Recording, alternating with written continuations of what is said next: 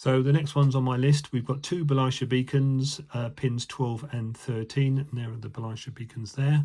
So let me set that from pin 12, I'm going to set that to Belisha beacon, and pin 13, I'm going to set to Belisha beacon.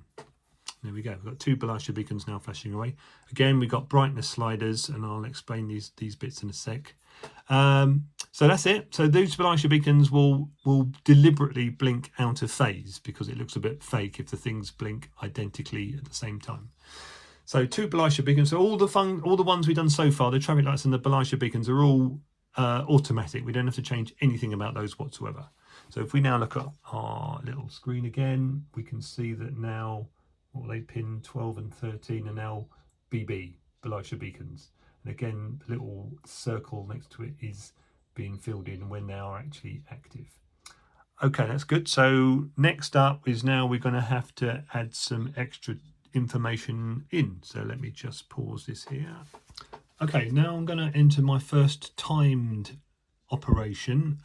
If you look at my sheet here, I've got street lights, 3 of them. And I want them to come on at 5 p.m. and I want them to turn themselves off at 8 a.m. in the morning. And you can't see it on the page, but I've assigned that to pin 23. So here's pin 23. So I'm going to assign timed lighting to that pin. I want it to come on at, what did I say, 5 p.m. 1700 hours. And I want it to go off at 8 a.m. in the morning, 800 hours. Done. Okay, so we now have, that's right, save the settings. Okay, so can you see the street lights have now come on? One thing I will say about the system we've built is some things will work instantly, some need to have the save all settings, and there's no clear reason for that. It's just whatever the ESP32 happens to be doing. So it's always worth saving all settings as soon as you do something. Sometimes it will work instantly, sometimes it won't. It's just nature of the way that the computations work. So that's all good. The other thing we have noticed is because this is a rolling day, sometimes you set a function to do something, particularly when you set a function to do something instead of something else, that takes a rolling day before that will actually take effect. So if you change a function or if you create a function and it doesn't immediately happen, save all settings, and then if that's still not working, then just leave it for the day.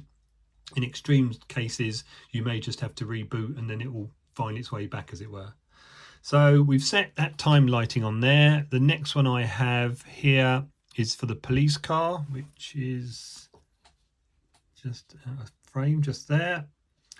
I've got the police car, and again this is a timed operation, and I want that for pin 5. So if I now go up to pin 5,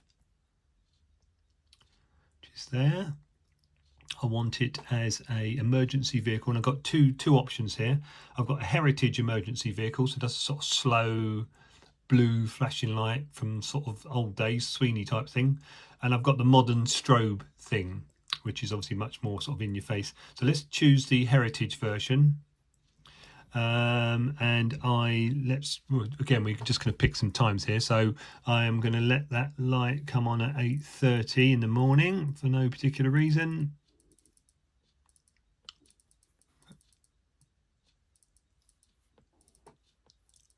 Okay, and to go off again at 9:15. So 8:30 to 9:15. And I've got a second timer here, which I'm going to make it come on at 2 p.m, 1400 hours, and go off at 3:30, which is 15:30.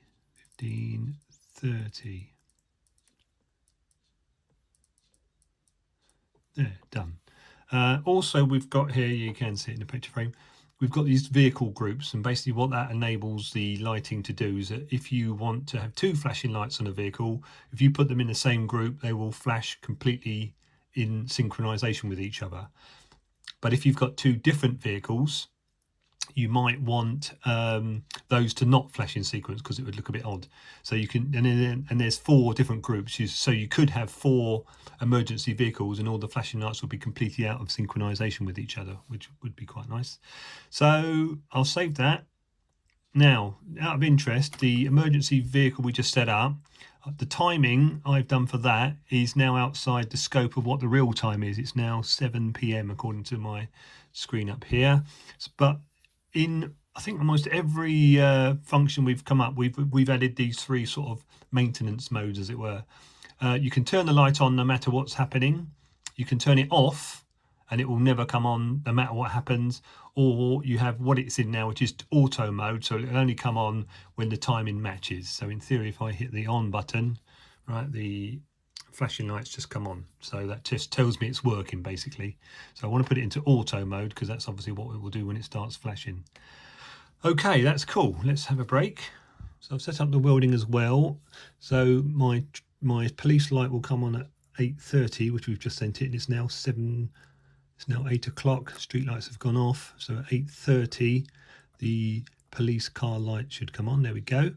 And at 9:30, I've set the welding in the garage to make a start. Can't see it in the picture.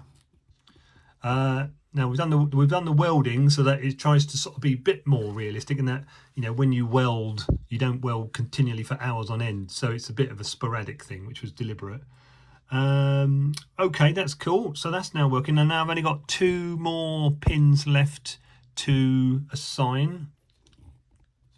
I've actually got 1 pin that I haven't got anything assigned to at the moment, which I could assign to later, but I'm just going to do the last 2 pins, and they are lightning effect pins, which are slightly different thing. So let's have a quick look at those. So I've got pin 15. So if I go down to pin 15, which is there, I am going to assign that to, and I've got 2 functions here. I've got lightning A, and lightning B. Lightning A is just a distance in the background, and if you're wondering how I'm doing this, I've just got a few LEDs at the back of the buildings here. So I've basically got a setting here which asks me how many storms I want a week. Obviously, it'd be a bit ridiculous to have continual storms all day long. So let's say, I mean, even two a week's a bit unrealistic for the UK, but let's change that to 7. Now I've got another 2 modes here I can use. Well, I've also got 3 modes. I've got intensity, so I can change how frequently the storms happen and their severity, or how long they last. And I've also got what we call Zeus mode, which means that forget what's happening in terms of the timing, it will just happen straight away. So if I click on the Zeus mode now, that will activate the lightning, even though the lightning still only happens as it needs to. It's not a continuous thing, it just happens as and when it needs to happen. And just in case you can see it on here, on the control panel, the visual control panel, you've now got the word storm up there, which tells you that the storm's happening, and that little lightning bolt tells you that you're in Zeus mode. In other words, it's just going to carry on until you turn that off again. So what will also happen is in its normal mode, so I turn Zeus mode off and that goes off. Yep. So now storm will come up there when the storm is due. It will start flashing, and when the storm actually starts happening, that storm will go solid. It's just a little thing we put in just so you knew that a storm was going to be coming your way, as it will. So we've got 2. Oh, sorry, there was another thing here called brownout mode. What that does is, if you tick that, any lighting function which is a generic timed lighting, when the storm happens, the lights will start flickering to sort of try and indicate that there's a sort of electric pulse going through the electrical system. So it's just a sort of little bit of fun that we add on. So I've got 1 more to do now, and that is the lightning flash. So that's pin 17. So if I go for pin 17 now, lightning intense or flash storm, again, because it's using the same algorithms and functions as the other lightning storm, so they're exactly the same. I don't need to change anything on that. The storm has already defaulted back to 7 because that's what we set the other one to. Save that. Okay, that's good. So that's all my pulse width modulation pins now assigned. They're all in now. I've got 1 spare there. the OLED screen's up and running, so I can't use that anymore. So now what I'm going to do is I'm going to show you how to input the addressable LEDs. Okay, we're in the home run now. So we've set up our pulse width modulation LEDs, which were these ones. And now we're going to set up our addressable LEDs, or NeoPixels as they're also known. We've said that we just need to use one channel, channel 27, the pin 27 on the lighting control module. And we know which LED numbers we need to use because we've already set this up. So we got the pub upstairs as 0, newsagent's first floor is number 8, etc. And also I put down here the times that I want the lights to come on and go off. And I can have 2 independent times for each LED as well. So I'll enter the first one because it will take a little bit of time to do. So on the screen here, I've got a configure NeoPixels button. So if I click on that, that takes me to the NeoPixel page. And what does this tell us? We've got the back to the dashboard, which takes us back to where we just come from. And there we can assign how many LEDs we want to each of our pins. And as you can see, I've already set pin 27 to 17 LEDs. I could set that to 30. It doesn't matter if I've set it to more than I need. But at the moment, I've set it to what I actually need, which is 17. And if you remember, we start at LED 0 and we went up to 16, so that makes 17. We've got sliders we have 3 functions. The static function is just purely light comes on, light goes off. We've also got 2 other functions, which is like a TV flicker, like a blue flicker, and like an inside fire, like a sort of orangey red flicker. And we've got 2 scrollers which we can change the intensity of those, which you can play around with, but they are global. You can't have one TV set to one setting and one TV set to another setting, so they'll change everything. Saving intensities obviously saves where it's set. What I've found with these sorts of effects, they can be quite in your face. So what I tend to find works is where I have set some sort of effect like this TV flicker. I tend to put sort of scrunched up tracing paper in front of the LED, and that as like a diffuser, and that helps just calm it down a little bit. But obviously that's very much a suck it and see thing. So at the moment we've got no groups defined at all, which is why that's blank. And here we want to start to add a group, and a group is any number of LEDs from 1 upwards. And if you look at our little schedule here, I think we've got every single one is just a single LED. We could have had 2 or 3 LEDs in one building to try and even out the light, but we're just going to go with 1 per group.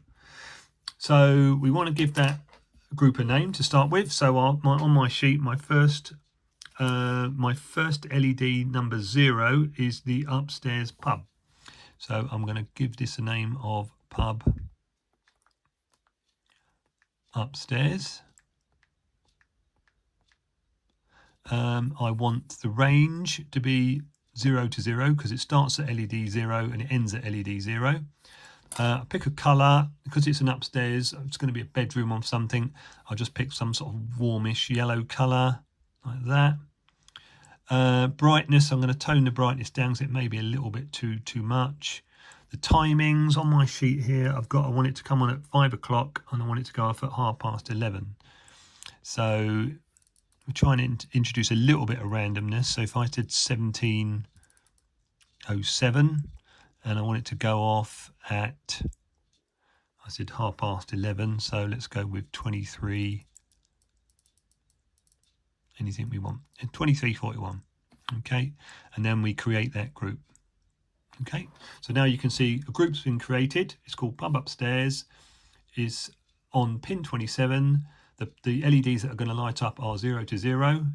It doesn't have any effect. It just comes on and stays on. That's the timing. We haven't used a second timing slot. That's no problem. That's the color. That's the brightness I want that to be. It's in auto mode, and that I can override that so that it comes on straight away or doesn't ever come on. I can edit it or I can delete it. Okay, so that's one of my groups entered. I've got another 16 to do, so I'm not going to video all that. So what I'm going to do now is I'm going to enter that and we'll come back and have a look. Okay, so I've done that now. That took about 10 minutes, I guess, to input that lot, so it wasn't too bad.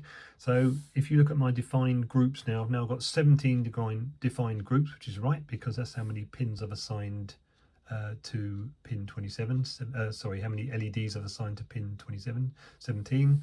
And this information now tells me what I've called at, what the pin number it's going to, the range of the LEDs, what effect it is, and they're all static LEDs, but if we scroll up you can see that I've got a couple of TVs and fires down the bottom.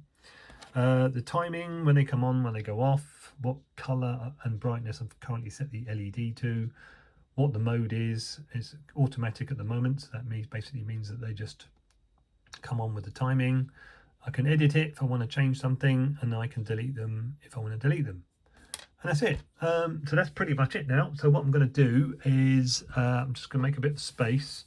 I'm going to set the railway day to a minute, and then we can watch things happen through that minute.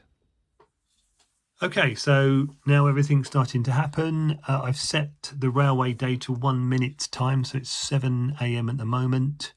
So things are starting to come in the morning and then go off as people go to work.